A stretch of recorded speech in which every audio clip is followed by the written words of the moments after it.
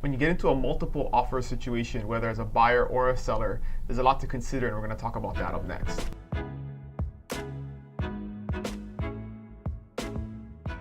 Hey, what's going on, friends? Dylan Nonaka here with the Buy Big Island video blog, and we're going to talk today about multiple offer situations. So it depends whether you're on the seller side or the buyer side. There's different things to consider. So we're going to talk about the seller side first. So how do we get into this situation in the first place?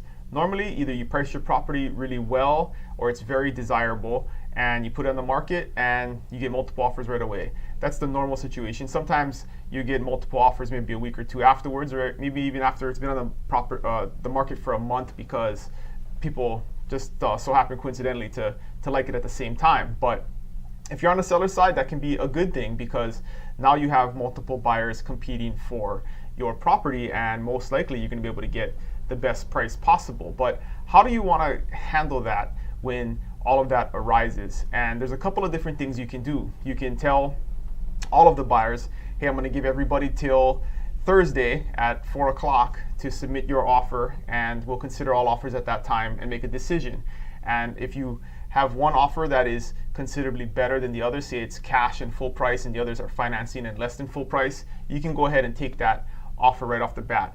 But if all of the offers are somewhat similar or somewhat competitive to each other, another thing that you can do is go back to all of the buyers and tell them, we're going to give you 24 hours to submit your highest and best offer, and then at that point choose the one that's best based on a revised offer. And some buyers will submit a better offer, maybe a higher price, better terms.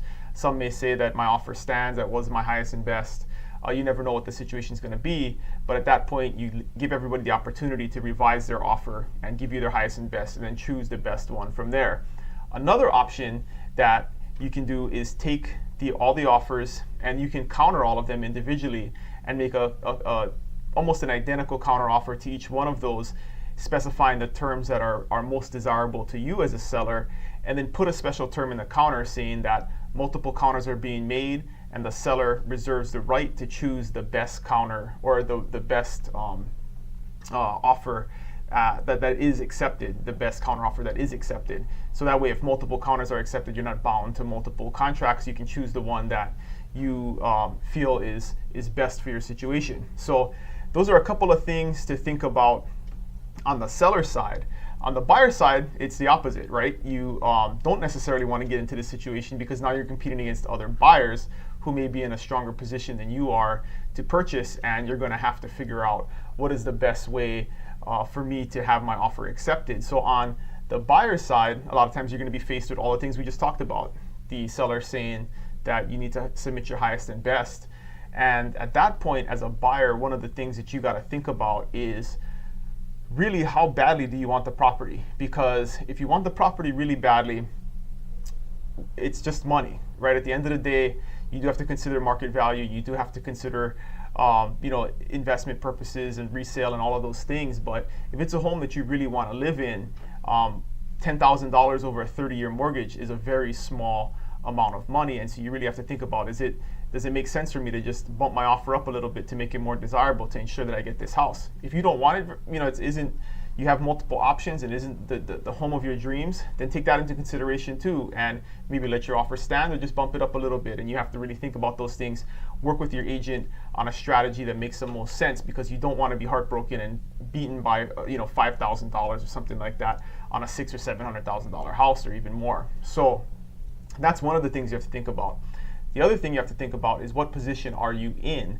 Are you a financed buyer? Are you a cash buyer? What kind of financing are you getting? How much money do you have down? Because all of those things are things that a smart seller's agent is going to consider. If you are a low money down, 1, 2, 3, 4% down buyer, and the rest of it is financed, you're going to, in a lot of cases, be beat out by a cash offer that maybe not as high as yours, but because it's cash and there's going to be less contingencies and you don't have to worry about financing and an appraisal and those things, a lot of times a seller's agent will advise their seller to go with the cash offer. So that's one thing you want to think about too, is if you are a financed buyer, you may have to up your price even more or offer more favorable terms to that seller in order for them to go with your financed offer and take a chance on you when they potentially do have cash buyers as some of the folks that are competing for the property. So there's a lot to think about there, and one of the real important reasons you need to have a smart agent that's going to help you through this process and give you good advice, because